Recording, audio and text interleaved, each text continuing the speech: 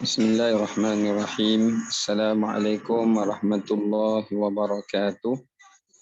Alhamdulillahi rabbil alamin wa bihi nasta'in wassalatu wassalamu ala asyrafil mursalin wa ala alihi wa ashabihi ajma'in. Qala rabbi shrah li sadri wa yassir li amri wahlul 'uqdatam min lisani yafqahu qawli. Rabbi zidna ilma warzuqna fahma amma ba'd. Alhamdulillah, kita rafakkan kesyukuran kepada Allah Ta'ala di atas segala rahmat dan kurniaannya. Pada petang ini kita masih lagi diberikan peluang dan keizinan oleh Allah Subhanahu Wa Ta'ala untuk dapat bersama-sama kita menyambung kembali tadabbur kita bagi surah Al-Insyiqaq, iaitu pada muka surat 589 di dalam mushaf Al-Quranul Karim. Dan insya-Allah kita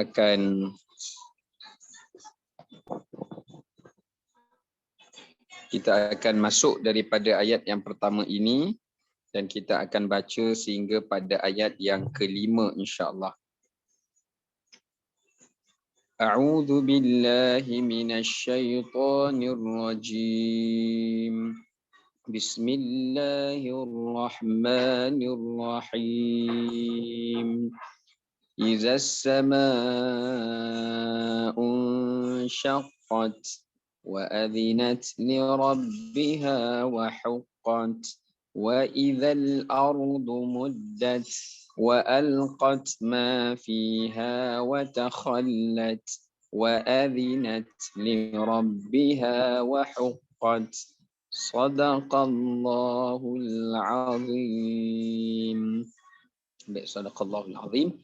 Pertamanya kita lihat surah ini diberi nama dengan surah Al-Insyiqaq. Al-Insyiqaq maknanya adalah terbelah, ya, terbelah ataupun juga memberi maksud kepada terpisah. Surah ini diberi nama Al-Insyiqaq disebabkan permulaan pada ayat yang pertama Allah Ta'ala menyebutkan tentang apa yang terjadi kepada langit-langit Allah dikala mana terjadi dan berlakunya peristiwa hari kiamat ataupun tiupan sangkakala. Jadi antara peristiwa yang dahsyat, peristiwa yang besar, peristiwa yang menakutkan adalah salah satu daripadanya Allah Subhanahu Wa Ta'ala menjadikan alam, yakni kejadian di langit Allah Subhanahu Wa Ta'ala itu semuanya terpisah, semuanya terbelah, semuanya pecah seperti mana kaca yang dihempaskan dan berhamburan. Ini menunjukkan kedahsyatan surah ini, sebab itu Allah memulakan dan menamakan surah ini dengan surah Al-Insyiqaq, ya. Baik. Kita akan tengok makna daripada ayat pertama sehingga ayat kelima, ya. Yang pertama, Allah berfirman apabila langit itu terbelah. Ayat yang kedua, serta langit itu mematuhi perintah Tuhannya dan sudah semestinya langit itu taat dan patuh. Dan apabila bumi itu telah diratakan seperti tiada kehidupan di atasnya. Ayat keempat, serta bumi itu mengeluarkan apa yang terkandung di dalamnya dan menjadikan dalam perut bumi itu kosong. Ayat yang kelima, serta sudah pasti bumi itu mematuhi perintah Tuhannya dan sudah semestinya ia patuh. Maka pada saat itu tiap-tiap seseorang akan mengetahui atas apa yang telah mereka kerjakan di dunia dahulu. Baik. Jadi ayat pertama sehingga ayat kelima surah Al-Insyiqaq yang kita bacakan ini, ayat ini Allah Ta'ala mulai dengan memberikan kepada kita dua tajuk utama, ya, dua topik utama pada ayat 1 hingga ayat 5. Yang pertama, Ayat ini menerangkan kepada kita tentang kebenaran peristiwa hari kiamat yang sangat dahsyat dan menakutkan. Ayat ini Allah menyatakan kebenaran peristiwa hari kiamat yang dahsyat dan menakutkan. Kerana peristiwa hari kiamat ini adalah peristiwa yang paling dahsyat dan paling menakutkan sekalian manusia daripada semua peristiwa-peristiwa, musibah-musibah yang pernah terjadi dan berlaku di alam dahulu. Yang kedua, ayat 1 hingga 5 ini membicarakan berkenaan dengan tajuk bagaimana ketaatan langit dan bumi kepada perintah Allah. Ya, ketaatan langit dan bumi kepada perintah Allah dan tidak pernah mengingkari perintah Allah walaupun sedikit pun. Baik, ini adalah dua topik utama daripada ayat 1 hingga ayat yang kelima. Jadi kita akan pergi satu ayat demi satu ayat untuk kita mengambil beberapa pengajaran dan iktibar daripadanya. Okey, sebelum saya nak pergi kepada tadabbur tu, saya nak bacakan terlebih dahulu berkenaan dengan beberapa riwayat hadis yang menceritakan tentang menceritakan tentang surah ini, ya, menceritakan mengenai surah ini. Sekejap, ya.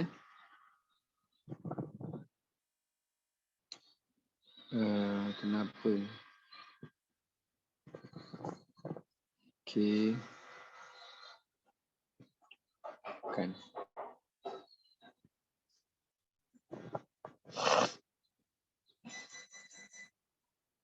Tak ada. Okey. Pertama, hadis yang diriwayatkan daripada Abi Salamah daripada Abu Hurairah radhiyallahu an, dia berkata apabila Nabi SAW membaca surah Idzas Samaa'un Syaqqat, maka Nabi SAW sujud. Sebab kalau kita tengok dalam surah ni ada ayat sajdah, ya. Maka para sahabat pun turut sujud, ya, turut sujud bersama dengan Nabi SAW. Jadi antara salah satu daripada riwayat mengenai surah ini adalah antara salah satu surah yang mengandungi ayat sajdah, ya, yang mengandungi ayat sajdah. Baik, yang kedua, riwayat yang menyebutkan daripada Abi Rafi', dia kata aku solat di belakang Abu Hurairah di waktu solat Isya. Maka Abu Hurairah membaca Idzas Samaa'un Syaqqat, ya. Dan bila ditanya, berkatanya Abu Hurairah, aku pernah salat di belakang Abu Qasim, yakni Nabi Muhammad sallallahu alaihi wasallam, dan baginda membacakan surah ini. Ini menunjukkan surah Al-Insyiqaq antara surah yang digalakkan kepada kita untuk kita membacanya di dalam solat isyak kita, ya. Kalau kita hafal bolehlah baca. Kalau tak hafal, kita tengok mushaf je lah, ya, tengok Quran saja, ya. Jangan baca Idzas Samaa'un Syaqqat saja. Lepas tu kita rukuk. Itu satu ayat je lah. Maknanya membaca keseluruhan, ya, surah ini. Baik. Yang kedua, riwayat yang menceritakan tentang surah ini adalah riwayat daripada Abu Hurairah lagi. Mereka berkata, aku pernah salat, kata Abu Hurairah, aku pernah salat di belakang Nabi SAW. Baginda membaca Idzas Samaa'un Syaqqat rakaat pertama dan Iqra' bismi rabbikal ladzi khalaq pada rakaat yang kedua. Dan kedua-duanya mengandungi ayat sajdah. Dalam surah Al-Insyiqaq pun ada ayat sajdah. Dalam surah Al-Alaq pun terdapat ayat sajdah. Ya, maknanya ada dua surah ini adalah surah yang mengandungi ayat sajdah. Maknanya ini menunjukkan kedua-dua surah ini, Al-Insyiqaq dan Al-Alaq, antara surah yang digalakkan kita amalkan membacanya di dalam salat kita atau di luar salat kita di waktu Isya, ya, di waktu Isya. Baik.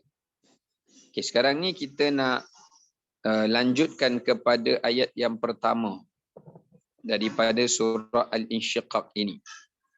Yang pertama, Allah Subhanahu Wa Taala menerangkan kepada kita bahawasanya peristiwa kiamat itu terjadi apabila langit itu telah Allah memerintahkan agar ia hancur dan berpecah dan berlerai. Ya. Baik, di sini menunjukkan kepada kita satu penghayatan atau tadabbur yang boleh kita ambil daripada ayat yang pertama ini, bila Allah cerita kepada kita peristiwa hari kiamat, tiupan sangkakala ni menyebabkan langit-langit Allah daripada langit yang pertama sehingga kepada langit yang ketujuh itu semuanya hancur, semuanya pecah, semuanya retak. Dalam ayat Quran yang lain Allah sebut lagi infatarat, maknanya dia berguguran macam kaca yang dihempas.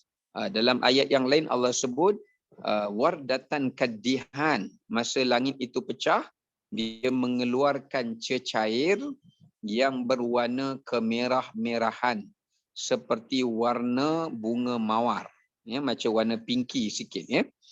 Itu kejadian yang terjadi di langit sewaktu berlakunya tiupan sangkakala yang pertama.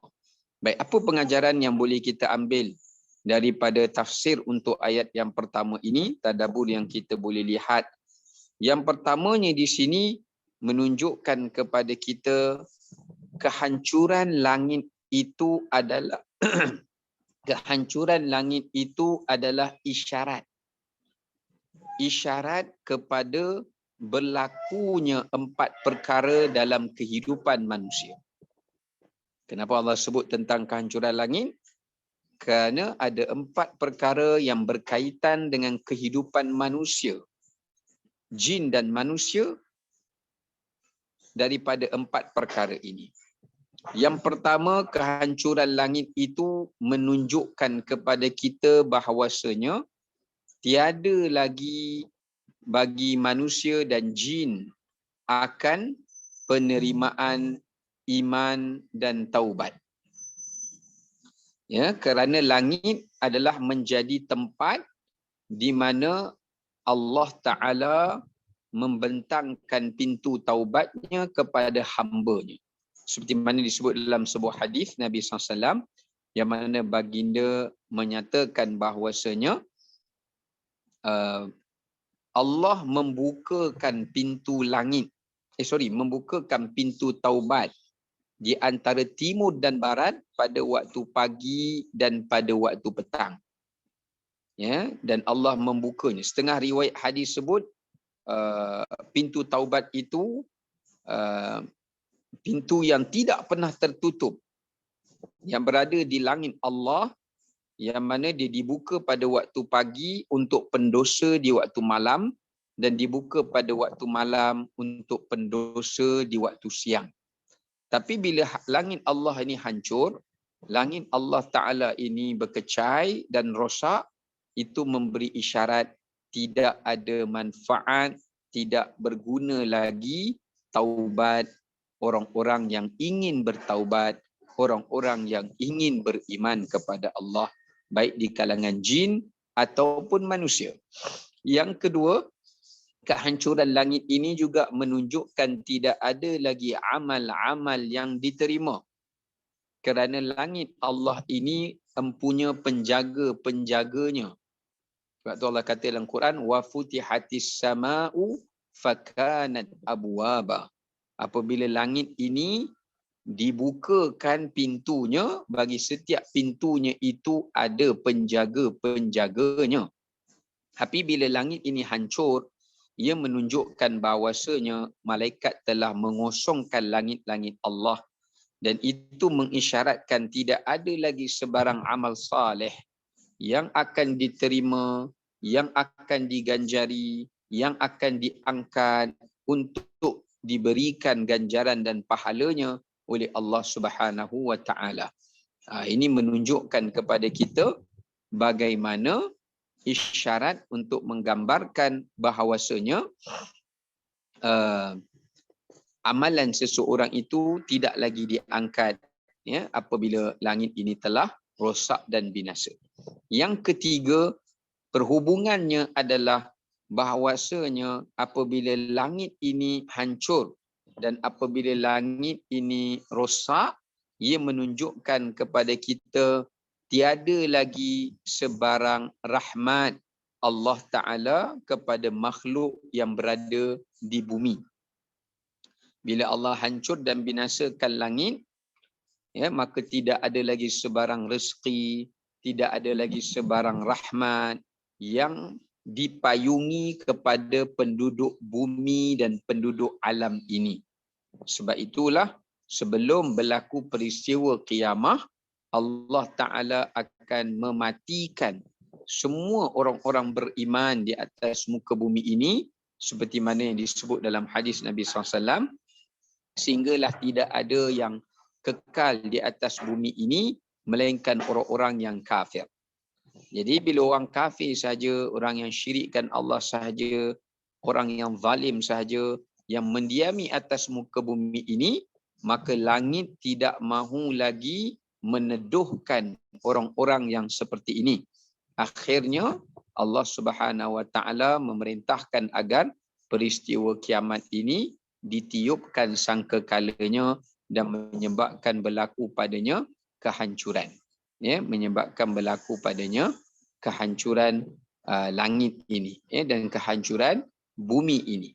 Ya, jadi maknanya apabila selama mana kita tengok di atas kepala kita ini adanya langit Allah yang tidak cacat, yang tidak rosak, ya, seperti mana Allah sebut surah Al-Mulk, maknanya selama itulah penduduk di bumi ini akan diberi rezeki oleh Allah, akan diberi rahmat oleh Allah Subhanahu wa taala. Baik. Kemudian yang keempat, ya, kehancuran langit ini juga menunjukkan kepada kita bahawasanya ia petanda kepada kehancuran alam. Ya.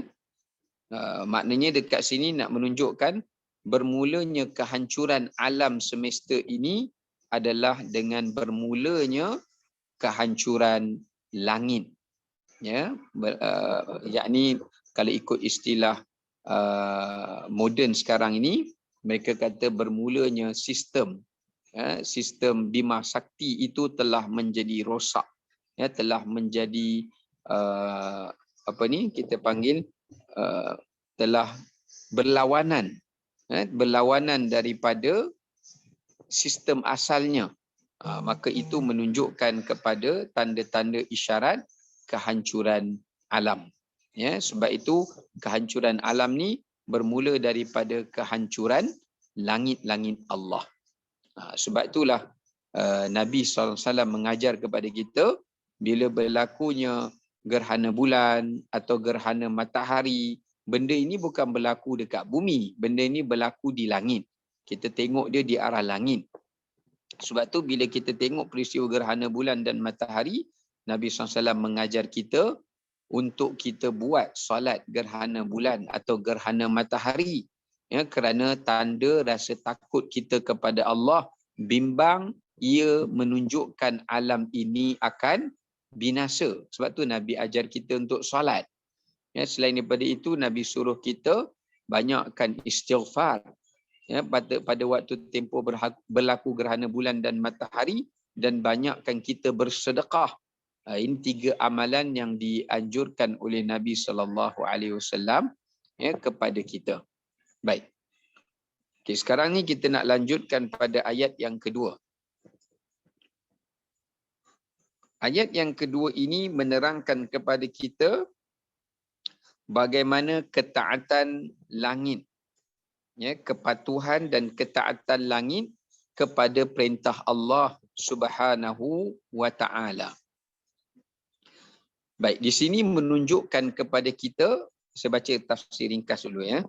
Ketaatan di sini adalah merujuk bagaimana langit itu semenjak ia diciptakan oleh Allah Subhanahu wa taala ia mentaati Allah dalam menempatkan padanya seluruh planet-planet termasuklah bumi dan menjadi sebagai dan menjadi payung kepada penduduk yang berada di bumi, dan daripadanya diberikan manfaat kepada makhluk yang berada di bumi seperti turun daripadanya rezeki, hujan dan juga segala rahmat dan keberkatan daripada Allah Subhanahu wa taala.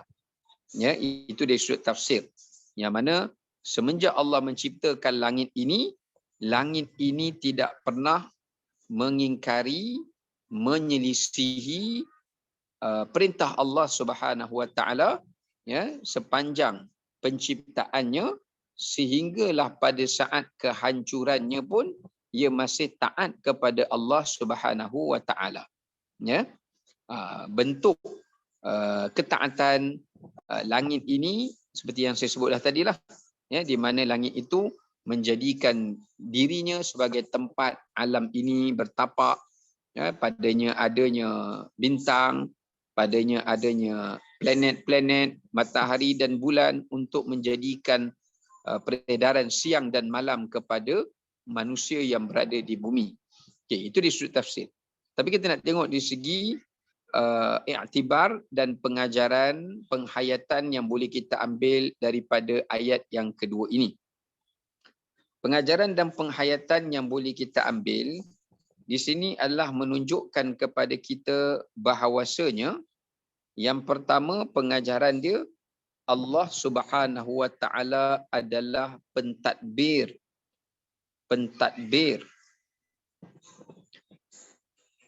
Dan yang menentukan segala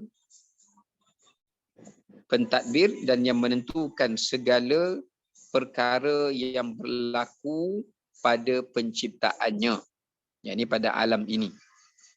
Ini menjadi dalil ayat kedua ini bahawasanya Allah Ta'ala adalah pencipta langit dan bumi, dan Allah Ta'ala yang merupakan pentadbir kepada langit dan bumi, dan Allah Ta'ala lah jua yang menguruskan segala ketetapan yang berlaku, yang terjadi di langit dan juga di bumi.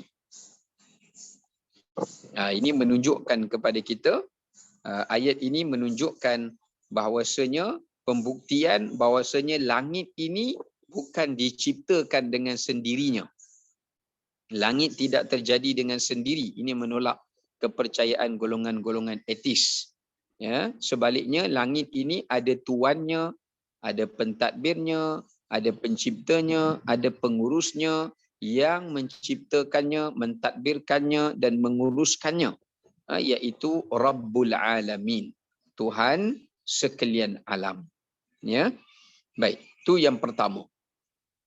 Pengajaran yang kedua menunjukkan kepada kita bahawasanya seluruh alam ciptaan mentauhidkan dan beribadat kepada Allah Subhanahu wa taala. Ayat ini juga menunjukkan kepada kita, sama juga dengan ayat yang kelima. Jadi ayat kelima saya tak perlu tadabbur lagi lah sebab ayatnya sama. Ya, maksudnya sama. Cuma ayat keempat tu nanti kita akan hurai. Di sini menunjukkan kepada kita setiap alam, baik langit, baik bumi dan seluruh alam yang ada pada zahirnya dan batinnya, semuanya beribadat kepada Allah Subhanahu wa taala dan juga semuanya bertasbih kepada Allah, mengesakan Allah dan menyembah dan sujud kepadanya. Ini kita boleh tengok dalam banyak ayat Al-Quran yang mana Allah Subhanahu wa taala sebut di beberapa tempat, umpama contohnya kita tengok dalam surah An-Nur, ya. Dalam surah An-Nur umpama contohnya Allah Subhanahu wa taala sebut pada ayat yang ke-41, alam tara annallaha yusabbihu lahu man fis samawati wal ardi wat tayru safat kullun qad alima salatahu wa tasbihah. Allah Ta'ala berfirman, tidakkah manusia itu memperhatikan, menyaksikan bagaimana langit dan bumi ini bertasbih kepada Allah. Demikian juga burung-burung yang berterbangan di udara juga turut bertasbih kepada Allah. Dan setiap di antara makhluk-makhluk ini berdoa kepada Allah dan bertasbih kepada Allah Subhanahu Wa Taala. Nah, itu contoh dalam surah An-Nur pada ayat yang ke-41. Dan banyak lagi ayat-ayat yang lain kalau kita boleh tengok juga di dalam Al-Quranul Karim. Umpama banyaklah tempat-tempat ni kita boleh tengok, antaranya surah Al-Hajj ayat yang ke-18, surah An-Namlu ayat 25, surah Ar-Ra'du ayat 15, surah An-Nahlu lebah ayat 49. Jadi banyaklah.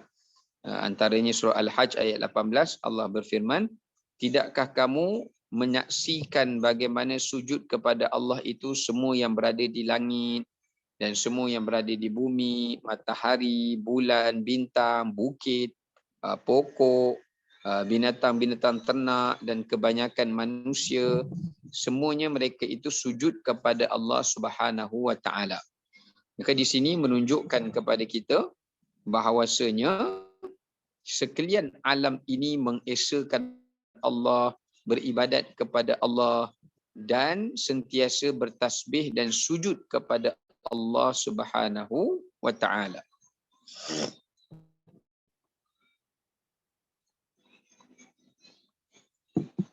Baik. Maka di sini menunjukkan kepada kita, dari sudut tafsirnya kita dah lihat di sini, bagaimana tidak ada daripada alam yang Allah Ta'ala ciptakan ini, melainkan kesemuanya menyembah Allah, mengesakan Allah dan tidak mensyirikkan Allah Subhanahu Wa Ta'ala dengan selain daripada Allah atas sesuatu pun. Di sini menunjukkan kepada kita pengajaran yang perlu kita ambil. Yang pertama, kewajipan menyembah dan beribadat hanya kepada Allah Ta'ala. Ini menunjukkan tidak boleh kita menyembah dan tak boleh kita mengerjakan apa bentuk ibadat melainkan kerana Allah. Seperti mana alam ini tidak pernah menyembah dan tidak pernah sujud dan tidak pernah berzikir, bertasbih kepada selain Allah. Maka demikianlah juga menunjukkan kepada kita isyarat, kata para ulama, bahawasanya tidak ada hak untuk disembah melainkan Allah. Sebab semua alam ni menyembah Tuhan yang satu, iaitu Allah Ta'ala. Jadi bila manusia mengambil Tuhan selain daripada Allah untuk disembah, maka dia telah bercanggah, dia telah berlawanan dengan fitrah alam ini, dengan kejadian alam ini. Maka melanggari fitrah, melanggari kejadian yang Allah ciptakan, ia adalah merupakan salah satu daripada asbab kepada berlakunya kerosakan dan kezaliman di atas alam yang Allah ciptakan ini. Baik, itu pengajaran yang kedua yang boleh kita ambil untuk menunjukkan kewajipan untuk kita ikhlaskan ibadat kita dan kita tidak melakukan sebarang ibadat melainkan kepada Allah Subhanahu Wa Ta'ala. Baik, kemudian pengajaran yang ketiga yang boleh kita ambil dekat sini, bahawasanya tidak akan berkurangan sedikit pun kebesaran Allah dan keagungannya disebabkan kerana kekufuran jin dan manusia.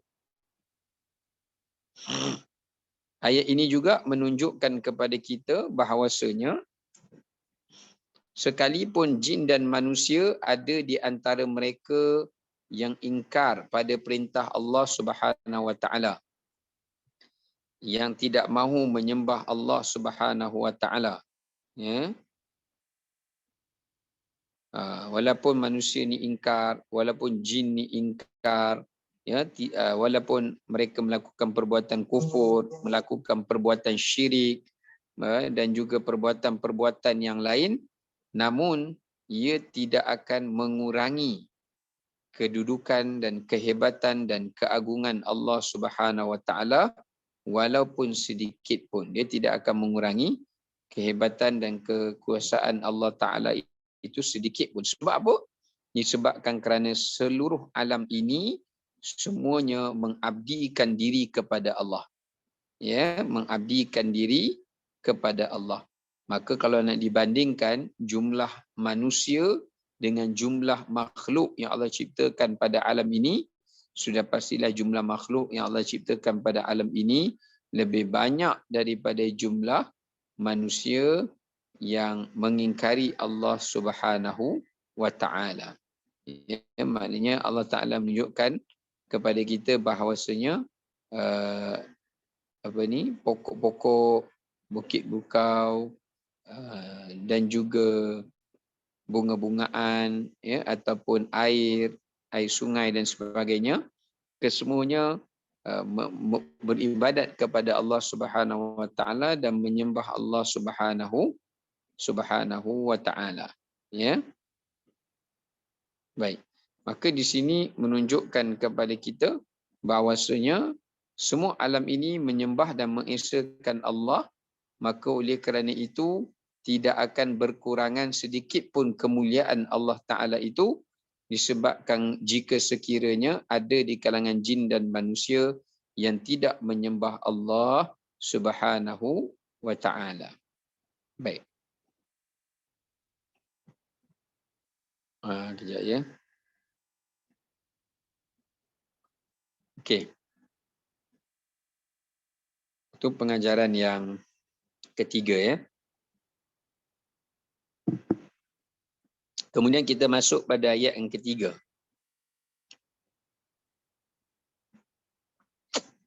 Pada ayat yang ketiga, Allah Ta'ala menyebutkan bagaimana apabila berlakunya peristiwa tiupan sangkakala, bumi ini Allah Ta'ala akan menjadikan ia rata. Ya? Bukannya memberi maksud bumi ni rata, bumi ni flat, tak. Maknanya, bila berlaku tiupan sangkakala, tiupan itu akan mengakibatkan semua binaan, kehidupan, benda yang ada di permukaan bumi, semuanya akan hancur, semuanya akan lenyap, semuanya akan binasa, melainkan yang tinggal adalah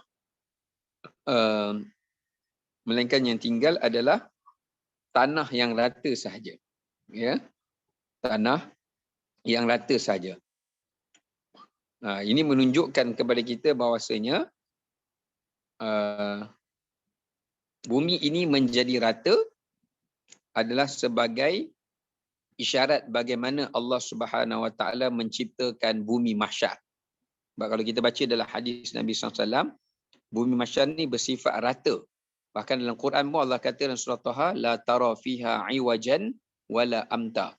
Kamu tidak akan mendapati pada bumi mahsyar itu lembah-lembah ataupun bukit bukau. Tak ada. Maksudnya tanah dia semua flat.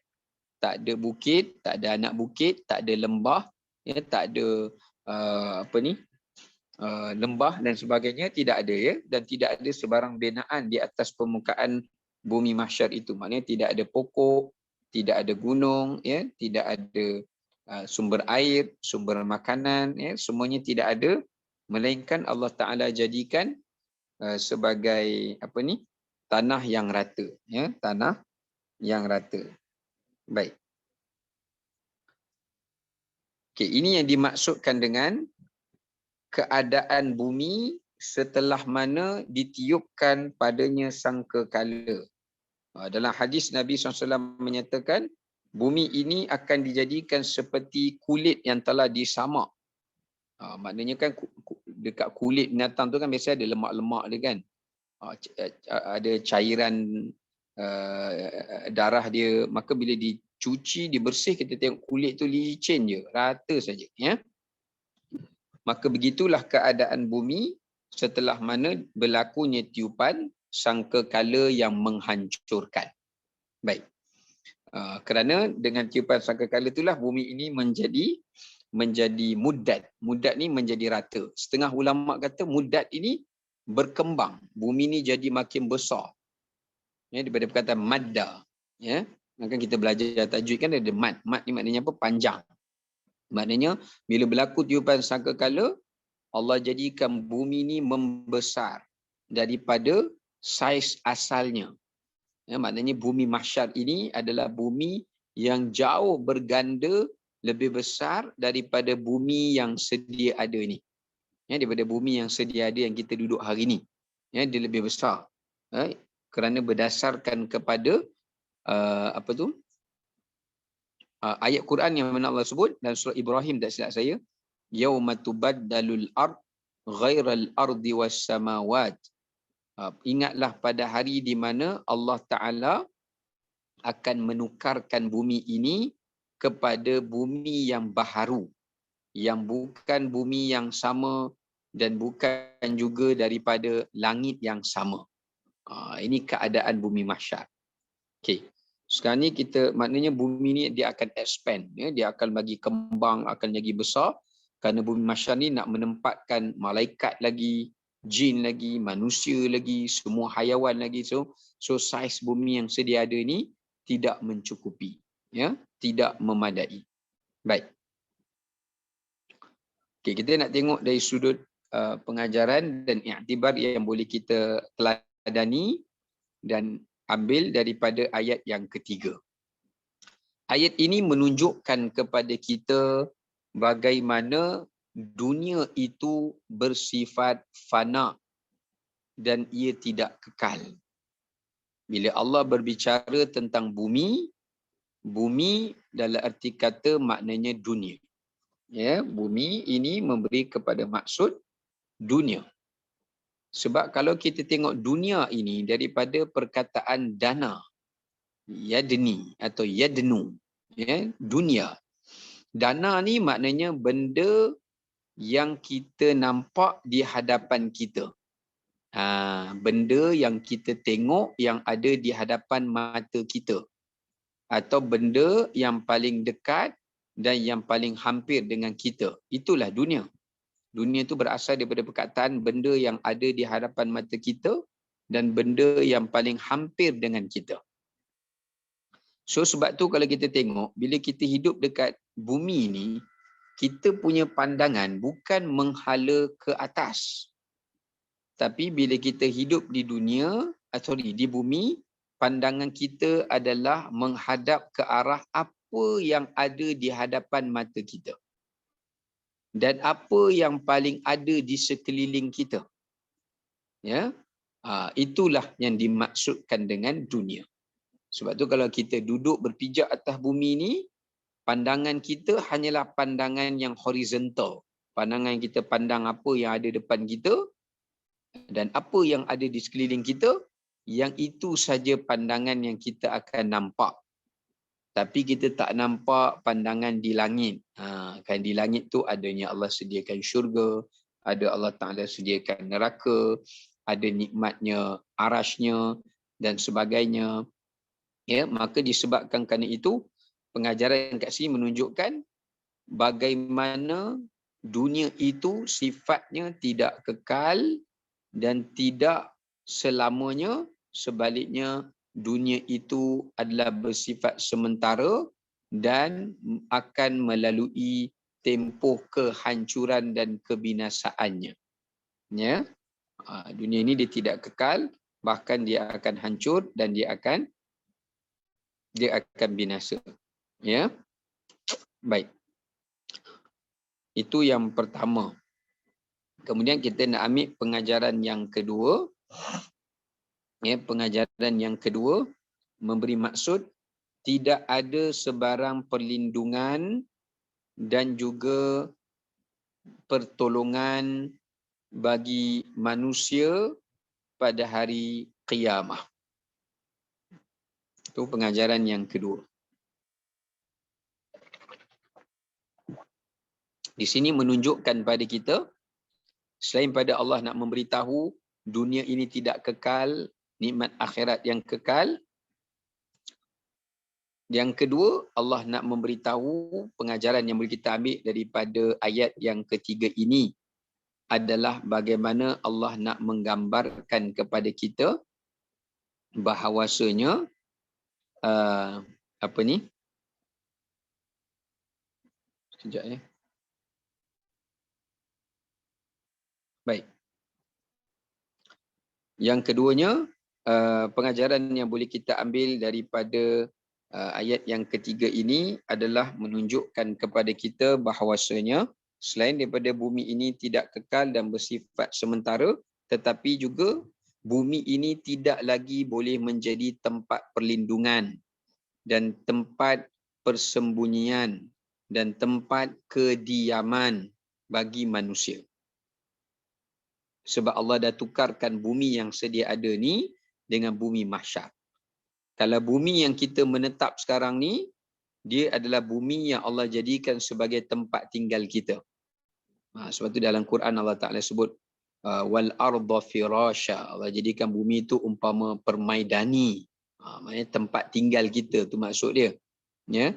Tapi bila Allah dah tiupkan, Allah suruh malaikat tiupkan sangkakala, bila berlakunya tiupan sangkakala hari kiamat, bumi yang akan Allah ciptakan baharu iaitu bumi mahsyar itu, ia merupakan bumi tempat manusia mendapat siksaan, mendapat musibah, mendapat kesulitan dan tidak ada keselamatan dan perlindungan lagi. Ya. Jadi kat sini kita kena ambil satu kesedaran dan keinsafan. Bagaimana bumi yang dahulu kita pernah diami, kita pernah berseronok, kita pernah melihat, mengecapi keindahan alam ini, satu hari sekelip mata kita akan tengok bumi yang kita duduki dan diami ini sudah tidak ada lagi sifat kecantikannya, keindahannya. Tidak ada lagi, melainkan dia adalah bumi yang paling menakutkan manusia dalam kehidupan mereka. Yang mana di bumi itu, yakni mahsyar nanti, Allah Ta'ala akan menjadikan matahari yang didekatkan di atas kepala manusia. Allah Ta'ala menjadikan bumi mahsyar itu bumi yang rata, yang mana tak ada tempat manusia nak berteduh, tak ada tempat manusia nak bersembunyi. Ya, sebaliknya ia adalah tanah yang lapang dan di mana tanah itu tidak ada ruang bagi manusia untuk beristirahat ataupun menyembunyikan diri, apatah lagi untuk memohon pertolongan. Ya, ini sini kita perlu mengambil pengajaran yang sangat penting. Ya, baik. Kemudian ayat yang keempat, kita nak lanjutkan pada ayat keempat sebab ayat yang kelima ni dia lebih kurang sama dengan yang kita dah bincang pada ayat yang kedua tadi. Ya, baik. Pada ayat yang keempat, Allah Ta'ala menceritakan apabila bumi ini telah menjadi padang jarak, padang terkukur, maknanya menjadi rata dan hancur dan fana dan binasa, Allah Ta'ala sebut, maka ketika itulah bumi ini akan memuntahkan apa yang ada di dalam perutnya. Bumi apa yang Allah maksudkan kat sini? Bukannya bumi yang kita duduk ni. Bumi mahsyar. Apa yang ada dalam perut bumi mahsyar? Iaitu jasad mayat-mayat manusia. Jasad dan mayat-mayat manusia. Ataupun tubuh-tubuh badan manusia, semuanya tersimpan di dalam perut bumi mahsyar. So bila berlaku tiupan sangkakala, bumi ini akan jadi rata, bumi ini akan hancur, dia akan jadi padang yang lapang.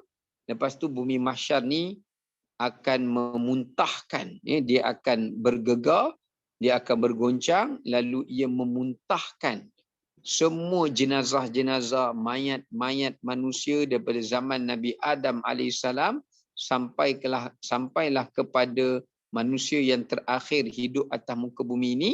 Bila bumi itu memuntahkan, keluarlah jenazah-jenazah ini, keluarlah mayat-mayat ini, lalu mereka dihidupkan kembali di bumi mahsyar. ya, untuk dihisab dan diadili oleh Allah Subhanahu wa taala. Ya. Ini maksud bagi ayat yang keempat. Maksudnya apa? Maksudnya bumi mahsyar ni akan mengeluarkan semua mayat-mayat dan jenazah dan tubuh-tubuh manusia, tubuh-tubuh haiwan yang pernah mati di dunia dahulu untuk mereka dibangkitkan di hari kiamat untuk menghadap Allah Subhanahu wa taala. Baik, itu di segi tafsir ya. Sekarang kita nak tengok tadaburnya daripada ayat yang keempat yang kita bacakan ini. Baik. Tadaburnya, yang pertama pengajaran yang boleh kita ambil daripada ayat yang keempat ini adalah yang pertama, hari kiamat itu adalah merupakan hari kembalinya manusia kepada Tuhannya untuk menerima pembalasan. Jadi ayat ini menunjukkan kepada kita bila bumi muntahkan balik manusia, kenapa bumi keluarkan balik tubuh badan dan jasad manusia? Kerana nak menunjukkan ia adalah hari manusia ini akan dihidupkan balik. Untuk apa kita hidup balik? Untuk kita bertemu dengan Allah bagi menerima balasan dan hukuman masing-masing. So pengajaran pada ayat keempat ni menunjukkan pada kita hari kiamat adalah hari kembalinya hamba-hamba dan makhluk kepada Tuhannya untuk menerima kebaikan, ganjaran ataupun keburukan balasan. Ya, ataupun keburukan balasan daripada Allah Subhanahu wa taala. Baik. Itu yang pertama. Sebab tu kita kena ingat bahawasanya manusia yang dibangkitkan di padang mahsyar ini menurut satu riwayat disebutkan di dalam tafsir menyatakan bahawasanya mereka ini memiliki pelbagai bentuk dan keadaan. Manusia yang dibangkitkan yang keluar daripada bumi mahsyar tu ada pelbagai bentuk dan keadaan. Ada sebahagiannya disebut dalam riwayat yang mana mereka keluar daripada perut bumi seperti keadaan mereka ketika keluar daripada perut bumi adalah yang berupa kera. Ada dalam riwayat menyatakan mereka keluar daripada perut bumi mahsyar dalam keadaan rupa seperti khinzir. Ada di antara mereka golongan yang keluar daripada bumi mahsyar, maknanya keluar daripada kubur tu dalam keadaan kudung tangan dan kaki mereka. Yang keempat, ada di kalangan mereka yang keluar daripada kubur itu dalam keadaan terbalik. Terbalik itu maknanya kepala di bawah, kaki di atas. Ya, kepala di bawah, kaki di atas. Dalam keadaan terbalik. 360 darjah. Ya, kemudian yang ke berapa dah? Lupa dah saya pun. Yang kelima. Yang kelima, ada di antara mereka yang keluar daripada kubur itu dalam keadaan kudung. Kudung dan cacat tangan dan kakinya. Yang keenam, ada juga dalam Quran menyebutkan ada sebahagian mereka yang bangun keluar daripada kubur itu dalam keadaan pekak, bisu, buta. Maksudnya bisu, pekak, buta atau buta, pekak, bisu. Tak dengar, kemudian tak dapat tengok, kemudiannya pekak dan tak dapat mendengar. Ya, buta, tak dapat melihat, pekak, tak dapat mendengar dan bisu, tak dapat bercakap. Ya, tak dapat bercakap. Mana bangun daripada bumi, keluar jenazah mereka tu dalam keadaan mereka tak boleh berkata-kata, ya, seperti bayi yang tak mampu lagi untuk berkata-kata. Ya. Baik.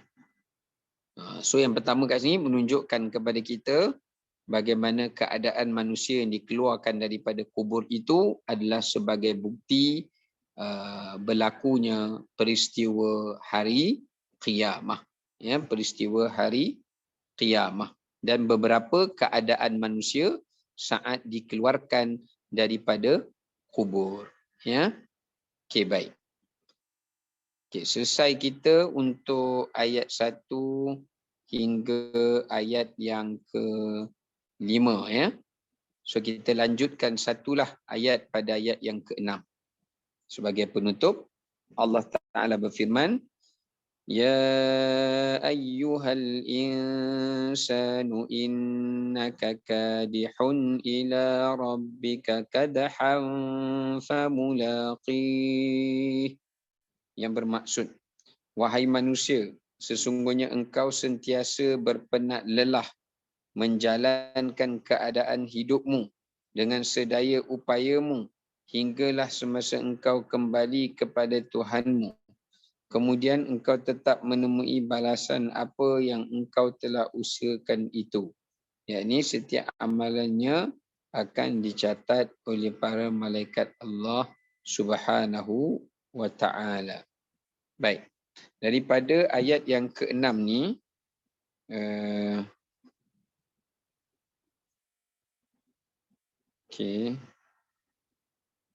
Okey, daripada ayat ke-6 ni, Allah Ta'ala menceritakan kepada kita tentang satu perkara yang sangat penting, iaitu kepenatan manusia di dunia itu di atas amalannya menentukan bagaimana kesudahannya di hari akhirat. Ya, menentukan kesudahannya di hari akhirat. Maknanya ayat yang ke-6 ni menunjukkan pada kita, sebab Allah tak kata ya ayyuhallazina amanu, Allah kata ya ayyuhal insan. Maknanya termasuklah orang beriman ke, orang tak beriman, orang kafir, orang munafik, orang musyrik. Semua masuk dalam ayat yang ke-6 ni. Maksudnya Allah kata pada ayat ke-6 ni, ini adalah topik utama pada ayat ke-6 ni, iaitu Allah Ta'ala menyatakan bahawasanya, wahai manusia, setiap amalan kamu, usaha kamu, penat lelah kamu, itu semua akan menjadi perhitungan dan penentu tempat kembali kamu apabila bertemu dengan Tuhanmu. Maknanya apa yang kita penat dekat dunia ni, segala kepenatan, untuk apa kita berpenat-penat ni, semua benda ini akan ditimbang dan dinilai oleh Allah untuk Allah menentukan di manakah tempat kembali dan kesudahan kita. Ya, di manakah tempat kembali dan kesudahan kita. Ya, itu yang pertama. Topik utama dia. Yang kedua dalam ayat ke-6 ni, iaitu setiap perbuatan dan perilaku manusia itu semuanya dalam pengawasan dan catatan. Ayat ini juga Allah Ta'ala menyatakan pada kita, semua perkataan kita, perbuatan kita, apa jua tindak tanduk kita, semuanya di dalam pengawasan dan juga dalam catatan para malaikat. Ya, tidak ada satu pun yang tersembunyi, tidak ada satu pun yang terlepas. Ya, ini menunjukkan ya kepada kita mengenai ayat yang ke-6 ini. Ya, baik. Okey, kita nak tengok pengajaran yang pertama daripada ayat yang ke-6 ini. Allah Ta'ala sebut perkataan kadihun. Ya. Kadihun tu maknanya berusaha keras. Okey, di sini pengajaran yang pertama, amalan manusia itu terbahagi kepada dua. Yang pertama adalah usaha keras dalam kebaikan. Yang kedua, usaha keras dalam kejahatan. Nah, dari ayat ni Allah Ta'ala cerita tentang dua usaha manusia. Satu usaha yang baik, satu usaha yang tidak baik. Ya. Sekejap ya. Bateri macam nak habis sekejap .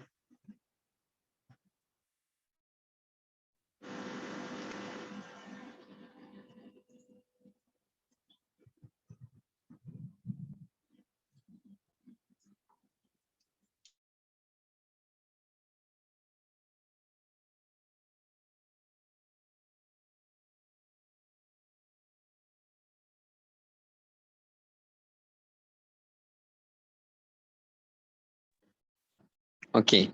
Jadi di sini menunjukkan kepada kita yang pertama, amalan manusia itu yang mereka akan bawa balik terbahagi kepada dua amalan. Satu, usaha keras yang baik.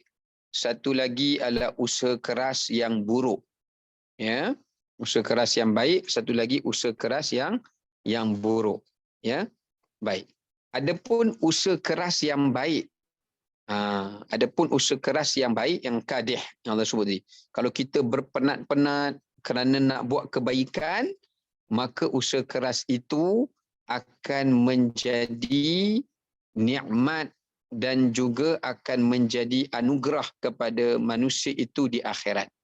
Sebaliknya, kalau usaha yang keras tapi daripada keburukan, maka di hari akhirat ia akan menjadi bebanan yang perlu ditanggung pada hari akhirat. Ini yang Allah Ta'ala sebut dalam ayat Quran, وَلَا يَحْمِلُنَّ أَثْقَالَهُمْ وَأَثْقَالًا مَعَ أَثْقَالِهِمْ.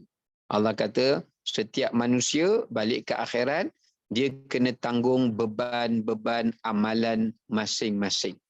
Kalau penat lelah dia itu kerana kebaikan, kerana ketaatan, maka bila balik di hari akhirat, semua amal kebaikan dia itu tidak menjadi bebanan bagi dia, tetapi Allah tukarkan menjadi nikmat dan kelazatan baginya, kesenangan baginya.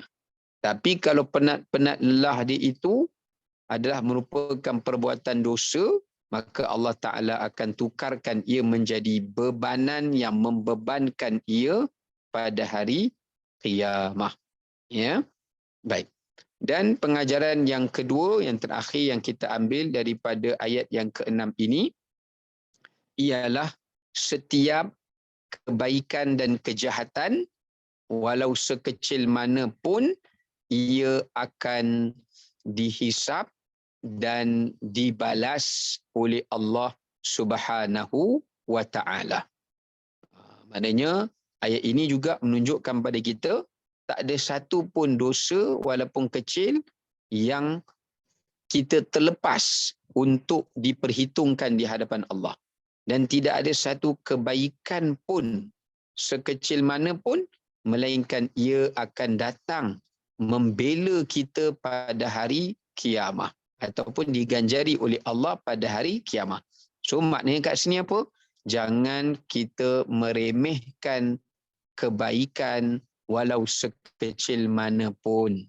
Kerana kebaikan yang kecil itulah yang akan menjadi pembela kita di hadapan Allah pada hari kiamah. Ya, amalan yang besar pun akan bela kita, tapi amalan yang kecil pun akan bela kita juga supaya kita dimasukkan ke dalam syurga. Tapi kita kena ingat, kalau seseorang tu melakukan berpenat-penat dulu melakukan kejahatan, kejahatan sekecil mana pun akan dihadirkan pada hari kiamat, dan kejahatan itu walaupun sekecil mana pun akan menjadi asbab manusia dihumbankan ke dalam api neraka. Seperti mana hadis Nabi cerita, seorang wanita dihumbankan ke dalam neraka kerana dia tidak memberi makan kepada seekor kucing.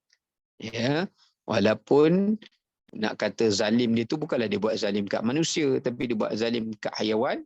Walaupun sekecil dengan tidak memberi makan kepada haiwan itu, maka sudah cukup perbuatan dosa itu akan berhujah di hadapan Allah dan menyebabkan asbab ia dihumbankan ke dalam api neraka Allah Subhanahu Wa Taala. Ya, so jangan memandang remeh pada dosa, kerana yang kecil boleh menjadi asbab kita ke neraka atau boleh menjadi dosa yang besar. Dan jangan juga memandang remeh kebaikan yang kecil, kerana kebaikan yang kecil boleh menjadi asbab pembela kita untuk ke syurga, dan kebaikan yang kecil juga boleh digandakan pahalanya oleh Allah hingga menjadi kebaikan yang besar. Baik, wallahu ta'ala alam. Sekadar itu yang dapat kita kongsikan pada petang ini. Moga-moga ia beri manfaat kepada kita semua. Assalamualaikum warahmatullahi wabarakatuh. Waalaikumsalam warahmatullahi wabarakatuh. Terima kasih Ustaz.